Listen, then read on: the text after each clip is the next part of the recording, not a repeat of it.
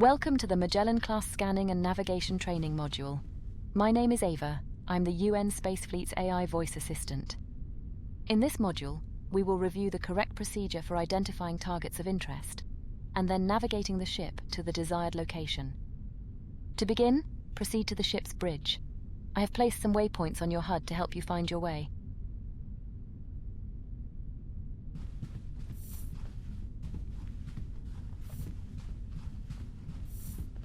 Welcome to the bridge. This is the ship's nerve center, where you have command and control over any ship system. Right now we're interested in the sensors, so make your way over to that console and take a seat. This station is responsible for scanning space around the ship and highlighting any targets of interest for the command staff. Before we perform any scans, however, let's take a look at the different sensor modes available to us. The Galactic Position Mode makes use of the standard UN Galactic Positioning System and simply shows us our location relative to the Milky Way galaxy. The Stellar Region Mode employs the long-range sensors to detect information about star systems within a 50 light-year radius of the ship. The Star System Mode uses the short-range sensors to provide a more detailed overview of the star system we are currently in, with a maximum range of about 1 light-year. Go ahead and press that button now. The range controls allow you to fine-tune the display range of the sensors, which makes it easier to focus on particular objects of interest, or to gain a high-level overview of the current star system. The central panel lists all of the valid objects in range, which you can click on to select as a target. Go ahead and click a few different targets now. You'll notice that the Target Information panel displays more detailed information about your selected target. Once you are happy with your selection, press the Send to Helm button to make the target coordinates available to the Helm console for navigation.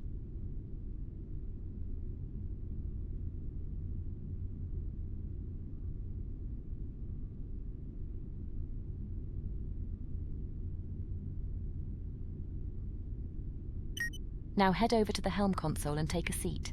From here, we will navigate the ship to your chosen target. Let's begin by taking a quick look at the various screens available to the helm. The left-hand display is dedicated to navigation and shows both the ship's current galactic position along with its target destination coordinates. The central display deals with the flight controls themselves, including the FTL system, sublight engines, and reaction control thrusters. The right-hand screen features the autopilot controls, toggles for the 3D target indicators, and the ship's navigation lights. Okay, let's retrieve the target information from the sensors by pressing the Use Sensor Target button on the navigation panel. Your target coordinates should now be displayed in this box, which represents your current nav target. The galactic coordinates represent the target's position in the galaxy to the nearest whole light year.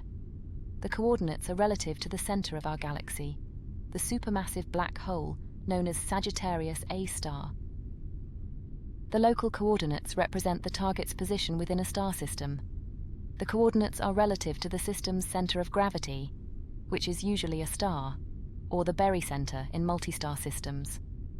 While it is possible to fly the ship manually to any location in the galaxy, let's engage the autopilot for now, so that the ship will now automatically turn to face the current nav target, but you will need to manually engage the FTL system in order for us to get underway. You can now engage the FTL system when you are ready. While the autopilot is engaged, I will manage the ship's speed and final approach to the target coordinates, so just sit back and enjoy the ride.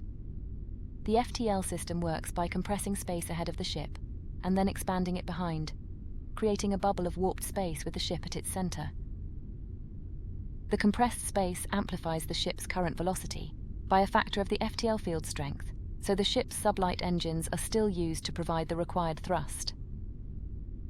The maximum speed of the ship is therefore a combination of the FTL field strength and the thrust output of the sublight engines. For the Magellan class, this is approximately 300 light-years per hour.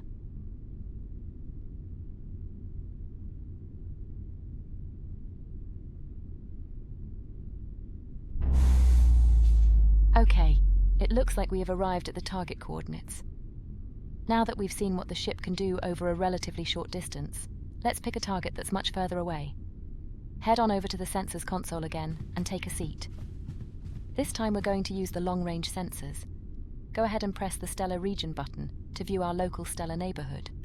As before, you can use the display range buttons to increase or reduce the number of displayed objects, depending on your needs. If you click between a few of the objects in range, you'll notice that none of them have any detailed information yet. This is because a sensor scan is required. Let's take a closer look at our nearest neighbor. Click on Alpha Centauri and then click the Scan Target button. You'll notice that the Target Information panel now gives us a high-level overview of the targeted system, including important data points, such as the extent of the habitable zone. This information can be used to determine if a star system is worth closer inspection. For example, if a planet exists in the habitable zone, you'll need to use the short-range sensors from within the system itself to determine if that planet can truly support life. Select one of the planets in the system that you'd like to take a closer look at, and then press Center Helm as we did before.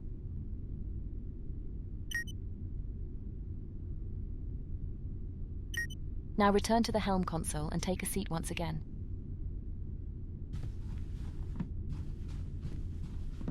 Press the Use Sensor Target button again on the navigation panel to set our new nav. Now engage the autopilot again to orient the ship to and now engage the FTL system so we can get underway. Our previous journey was merely interplanetary, but we're now leaving the Sol system behind and entering interstellar space.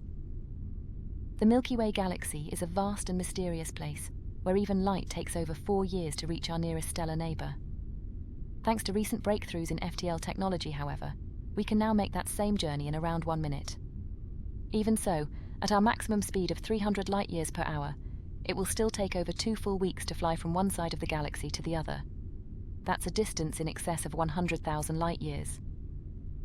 Our galaxy contains hundreds of billions of star systems that are waiting to be explored, in addition to countless other stellar phenomena that we don't even have names for yet. This ship and her crew are tasked with exploring distant new worlds, seeking out new life in all of its diversity, and making peaceful first contact with any intelligent species that are encountered along the way. The galaxy can also be a dangerous and unforgiving place, so as we tread cautiously into the unknown, we should remain mindful of any potential dangers lurking in the dark. We're not far from our destination now, so sit back and enjoy the view while I handle the final approach.